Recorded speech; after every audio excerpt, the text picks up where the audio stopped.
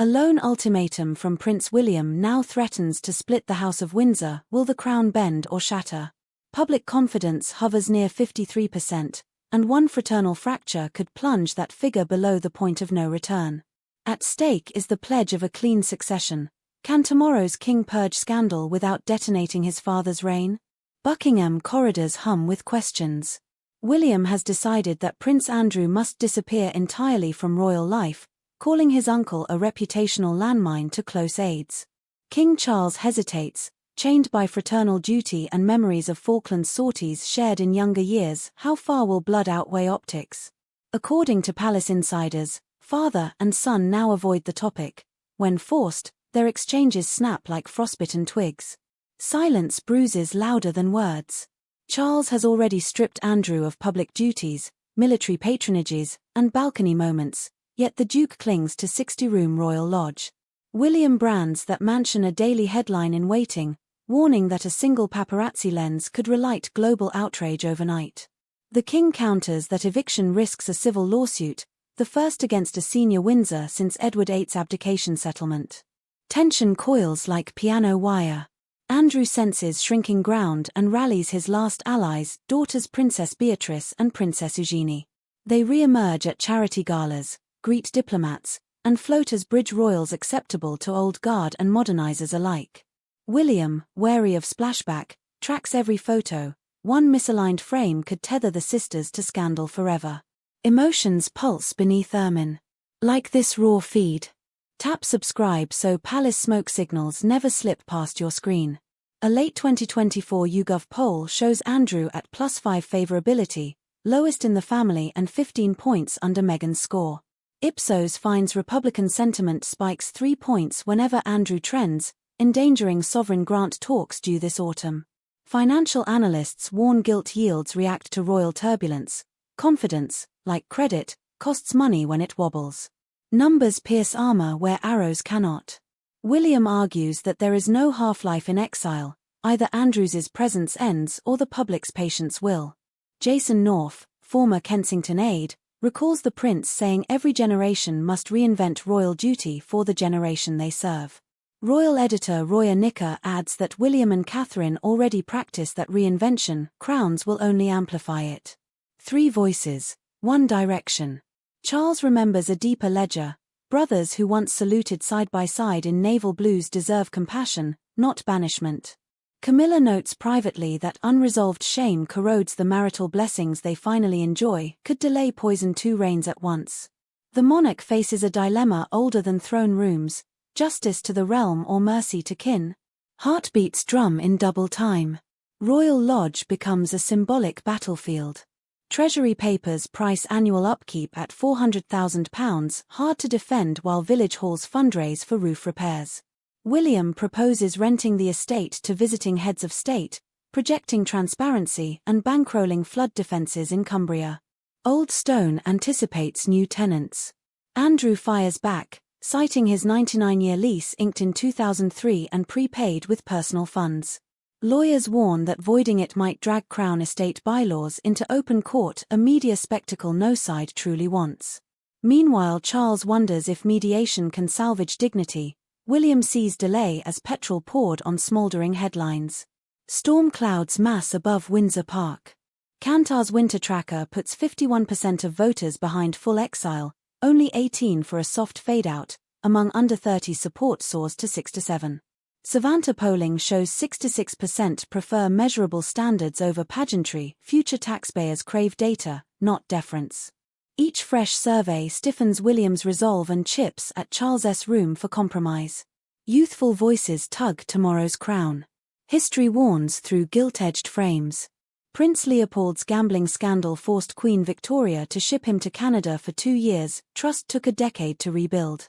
Princess Margaret's romance with Peter Townsend stalled public goodwill, echoing in every column until her health failed. Half measures scar, the ledger for repairs compounds by generation. Portrait eyes seem to follow modern footsteps. According to palace insiders, Beatrice sought William's nod to front a digital literacy drive. His polite pause reads as leverage. Friends whisper she may publicly endorse Andrew's withdrawal to prove loyalty to crown over father. Would filial sacrifice sway the heir? Rumors of a summit swirl, tension tastes of marzipan and iron at royal Christmas tables. Chess pieces nudge on velvet. Soft power raises the stakes abroad. William met re-elected President Trump in Paris hours before Number 10 secured a courtesy call, evidence that monarchy still outranks ministers in access. Foreign Office memos fret that U.S. tabloids will drag Epstein files back to page 1 if Andrew appears anywhere near a diplomat's lens. Delay isn't neutral, it is ammunition for every Republican headline writer alive. Spotlights scorch when least invited. Earthshot Prize channels millions into green tech, Heads Together destigmatizes mental health, Homewood's pilots data-driven homelessness fixes, Williams' KPIs rival corporate boards. Catherine's Center for Early Childhood marries neuroscience and policy, promising councils toolkits not plaques. The couple's mantra, public value, not vanity, becomes sword and shield in budget hearings. Innovation echoes beneath vaulted ceilings. Parliament sharpens its gaze. Backbench MPs draft an amendment tethering sovereign grant rises to clear-cut ethics audits. Royal Lodge sits first on the docket. Should the King stall beyond April, palace repair funding could face the roughest vote since austerity days. A single estate may tip a treasury tide. Sandringham emerges as chosen arena for truce talks. Charles schedules a 3-day retreat. Open hearts, open ledgers. Invitations land on gilt stationery but carry invisible explosives. William arrives with PwC valuations showing Lodge's lease could net $10 million if commercialized. Andrew travels with contract law and personal security risk reports. The hearth burns hotter than any torch. Cameras will capture arrivals, but negotiations stay behind oak doors. What compromise can spare face yet satisfy polls? If no accord forms, eviction papers may follow by midsummer. If peace prevails, William risks accusations of weakness. Every option carries a headline poised to snap. Stillness crackles with possibility. Like this deep dive? Hit subscribe, your clicks keep us decoding regal spreadsheets before breakfast. Royal finances feel the chill. Buckingham's renovation budget runs $90 million over estimate. Auditors eye Lodge savings to plug the hole without new taxpayer cash. City brokers joke that monarchy has joined ESG debates. Emissions, social trust, governance ratings now flank Ermine and Scepter. Spreadsheets ignore sentiment. Charles pens a brief note to his heir, steer by principle, anchor in grace. William rereads it at dawn, then calls Cabinet Secretary Dave Penman to confirm oversight frameworks for streamlined patronages. Andrew walks the long walk with his dogs, aware drones hover even in mist, every step a potential meme. Dread and duty share the same skyline. Confidence polls shift hourly. A Savanta flash survey shows a 5-point rise in support for William's firm line after a viral clip of Andrew ignoring press questions. The Duke's camp complains of entrapment. The clip still racks over 40 million views by tea time.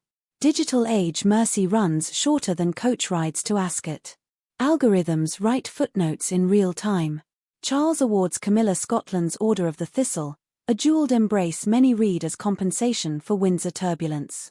Tabloids ask whether honoring his queen while chastising his brother sends mixed moral signals. Courtiers retort that orange and blue ribbons don't dictate eviction notices, policy does. Rhetoric meets reality in gilded tapestries. Committee day approaches. William's finance team uploads an open data portal, daring armchair accountants to parse every pound spent on grace and favor estates. Treasury hawks gleam, Republicans reload, pro-monarchy lobby renews ads emphasizing tourism revenue tied to Windsor mystique. The chessboard glistens with sweat. An emotional pulse breaks protocol. Charles revisits Philip's journal, reading a line on duty trumping comfort. He closes the book and sighs into midnight silence. William paces Kensington corridors, imagining his son George inheriting a throne cleared of scandal or cluttered with the debris he failed to move. One generation's choice is another's inheritance. A clock somewhere strikes 13.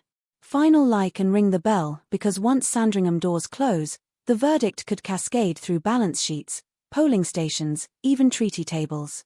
Next episode we stand at the estate gates to reveal who leaves with victory, who with exile, and whether the monarchy's future glitters or fragments under the weight of one disgraced duke.